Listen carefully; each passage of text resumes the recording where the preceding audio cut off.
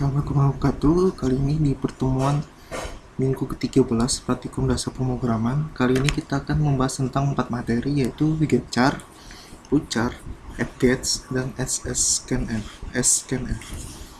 Jadi pertama kita masuk dulu ke fungsi getchar. Jadi fungsi getchar ini digunakan untuk membaca data yang bertipe karakter. Nah, jadi getchar ini khusus untuk tipe data yang karakter, tidak seperti scanf. Nah, jadi dalam penggunaannya fungsi getchar ini harus diakhiri dengan penekanan tombol enter. Jadi kita harus menekan tombol enter. Nah, kemudian karakter yang dimasukkan akan terlihat pada layar dan pergantian baris akan dilakukan secara otomatis tanpa penekanan tombol enter.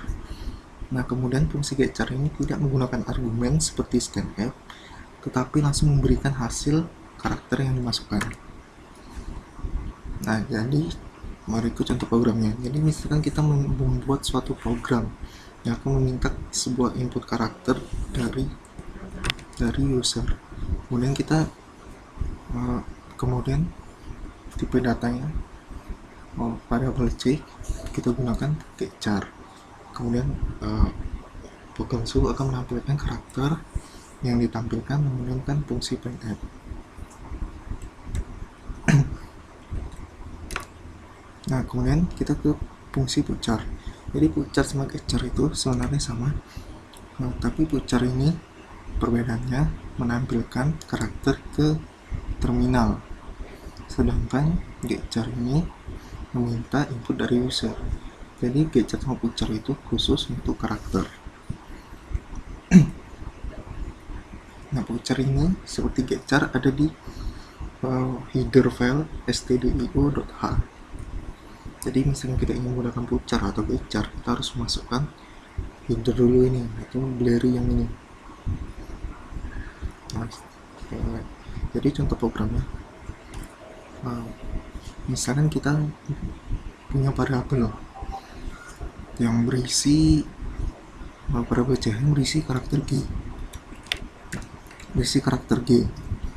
Kemudian kita ingin menampilkan karakter tersebut menggunakan puchar, maka cara menggunakannya kita puchar, kemudian buka kurung ch, nama variabel yang berisi tipe data yang berisi karakter, tutup kurung. Nah, jadi penggunaannya lebih simpel untuk puchar, tapi puchar ini kelemahannya dia hanya bisa digunakan untuk tipe data yang bertipe karakter aja. Nah, kemudian kita masuk ke fungsi fgets. Jadi fgets ini adalah membaca barisan dari aliran yang ditentukan dan menyimpannya dalam string yang ditunjukkan oleh argumen string yang ini. Nah, jadi fgets ini bisa digunakan untuk file ataupun untuk input dari user seperti getchar atau scanf. Nah, jadi fgets ini berarti ketika salah satu karakter dibaca, karakter baris baru atau /n dibaca, dan akhir file atau end of file yang mana lebih duluan tercapai. Nah, jadi contoh program fget. Nah, jadi fget yang ini kita membuat sebuah file bernama file.txt. Nah, jadi ketika file ini tidak terbuka, maka kita akan menampilkan error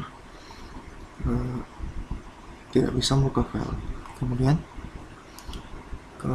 jika ada, maka kita menampilkan membaca isi dari file txt tersebut menggunakan fungsi fget, kemudian menampilkannya dengan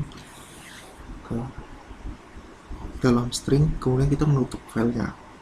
Nah, jadi isi dalam file txt tersebut kita berisi kata-kata ini we are in 2012.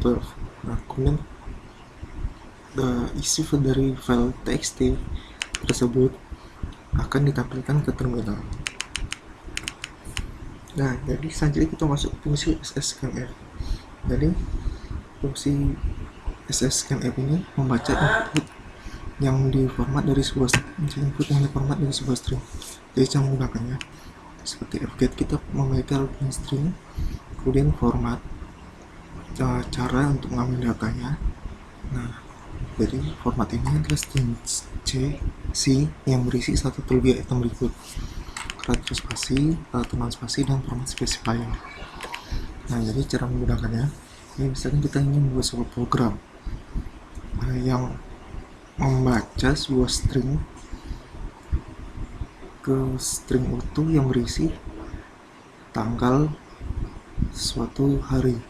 Maka kita ingin memisahkan teks tersebut dengan fungsi sscanf. Maka ini dengan fungsi sscanf kita akan membaca string format tersebut, kemudian memisahkan variabel bulan, hari, tahun, dan nama hari. Ini dimasukkan ke dalam variabel terpisah dari suatu string yang utuh ini dengan fungsi sscanf. Maka outputnya adalah Maret 25 ya 1989 Saturday. Maka jadi dari suatu string utuh tersebut kita dapat memisahkan dengan fungsi sscanf ini. Baiklah, itu saja yang dapat saya sampaikan. Lebih dan kurang saya mohon maaf. Assalamualaikum warahmatullahi wabarakatuh.